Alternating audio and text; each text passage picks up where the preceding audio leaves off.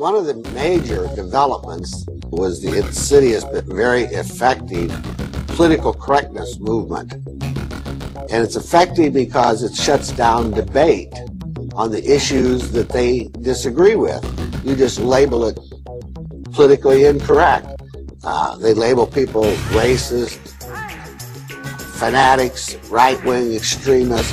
Absurd concepts like diversity is our strength and multiculturalism is promoted. Anybody that takes exception to that, or to immigration policies, whatever the left's agenda is, that becomes the politically correct. And those that disagree, which the vast majority of people do on most of these issues, they shut down debate on it within the media and the institutions, particularly in education, by simply labeling it as politically incorrect. How dare you have these thoughts after we've already told you that this is what we're supposed to believe in, and this is how we're supposed to think, that the people themselves really don't get an opportunity, and that's why some of these young people have been brainwashed, because they're never given the opportunity to hear the opposition point of views. And so this is one of probably the most insidious and most effective weapons that the left has developed, is this whole concept of what's politically correct and what is politically incorrect.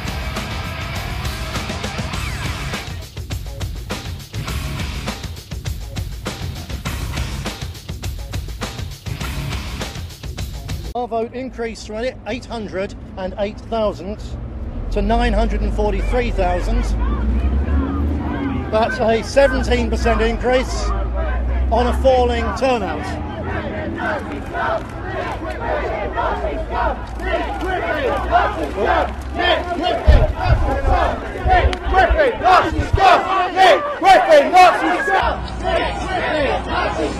The anti-fascist protesters heard about the BNP's plan to come to Westminster through the internet, and they were in determined mood.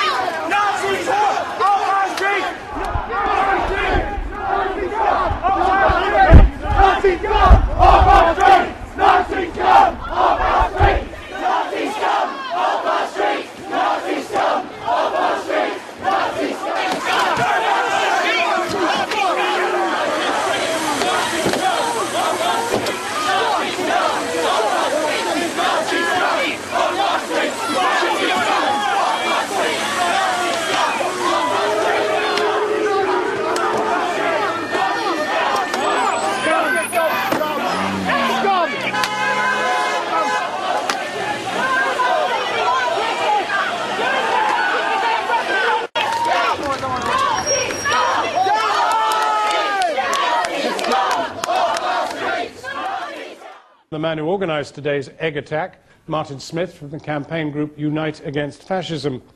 There is a problem here, though, isn't there, Martin Smith, in that, I mean, tens of thousands of people have elected these guys. Well, it's not a problem for me. The problem for me is not allowing the fascist BNP to have the air of publicity and to be treated as a legitimate party. And so our main priority over the coming weeks and months and years is to prove to people the policies of the BNP, which are racist, which are supporters of Adolf Hitler, and to expose them for what they are, which I believe are fascists and Nazis. And that's what we're going to continue to do, and we're going to make sure the press follow that and fight for that agenda. Anti-fascist protesters forced their way into the BBC's television centre. About 25 breached security and got into the premises as part of a protest against the leader of the BNP appearing on Question Time tonight. After they made it inside, they were dragged away by police.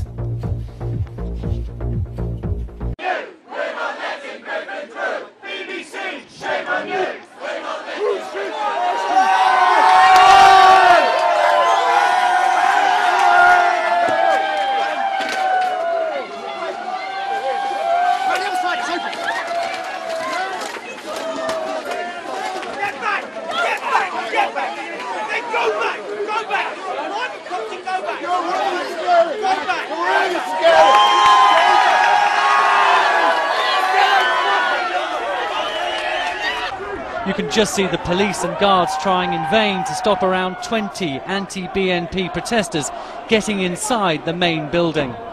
Some of the campaigners who've been picketing the front entrance of BBC Television Centre all day have managed to try to storm the gates, and some have breached security and are now inside the main building.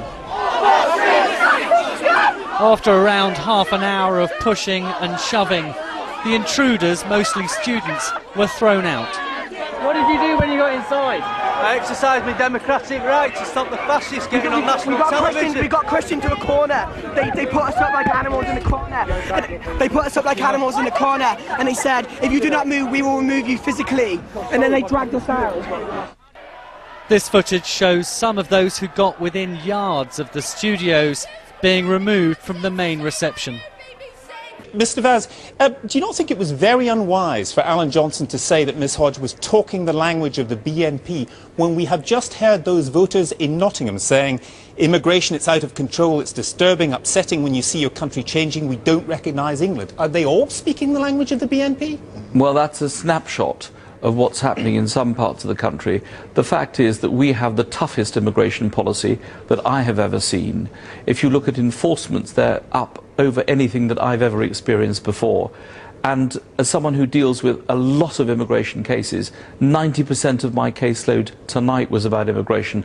I can tell you that it's very tough dealing with this government. So it's simply not true that there are hundreds of thousands of people pouring into this country, taking people's jobs and taking people's homes and going on benefits. They said that about the Asian community. They're now saying it about the Eastern Europeans, right. And there is absolutely no evidence to support any of those views. Mr. Griffin, when we've had Jack Straw, for example, raising his concerns about women wearing the full veil, we've had David Blunkett talking, quote, of being swamped, when we've had Anne Cryer, Labour MP, talking about immigrants who don't learn English and that's a problem. We've got Margaret Hodges' comments. This issue is not your issue anymore, is it? This is a mainstream political issue and you're more irrelevant than you were before. Talking about this issue is no longer just our issue because everyone's talking about it, but doing something about it, you watch. The Labour Party will talk and talk and talk, especially coming up to election times. I don't believe, unfortunately, they will do anything about it. In the end, they'll follow Keith Vaz and co, saying it's wonderful this country is being utterly transformed, and they'll ignore the millions of British people who don't believe that and who are suffering because of that transformation. Mr. Vaz? It is wonderful that this country has been transformed, and people like your previous speaker over there sits there looking at his magazines of the far right, trying to create trouble and problems for our country. In fact, we live in a wonderful multicultural society. Of course, people are concerned about certain issues. This is a government that is very tough on immigration, and there is a debate that's been going on and will go on, and we don't need the BNP to be part of any of that debate. Mr. Griffin? I'd say that Mr. Vaz and his Labour Party had no democratic mandate whatsoever to do that to our people, and sooner or later the English are going to kick him out for it. Just a final thought, Mr. Vaz. Isn't the way, if you want to sideline the BNP, isn't the way to do that to debate it in the way we're doing it tonight? I'm sorry, I missed that last point. Isn't the way to sideline the BNP to take control of this debate, to air these issues and do precisely what Margaret Hodge has done? But we are having this debate. We don't need Margaret Hodge to tell us about it. Wonderful person though she is, the fact is we are having this debate. This government is actually extremely tough on immigration. It is preserving the multicultural nature of our society. It is not correct that immigration is out of control. The fact is that we are probably, in the whole of Europe, the best country representing different cultures but maintaining our traditions and our values. That's what people like your other speaker there can't believe and can't understand, and that's what he won't accept. We'll leave it there. Thank you both very much.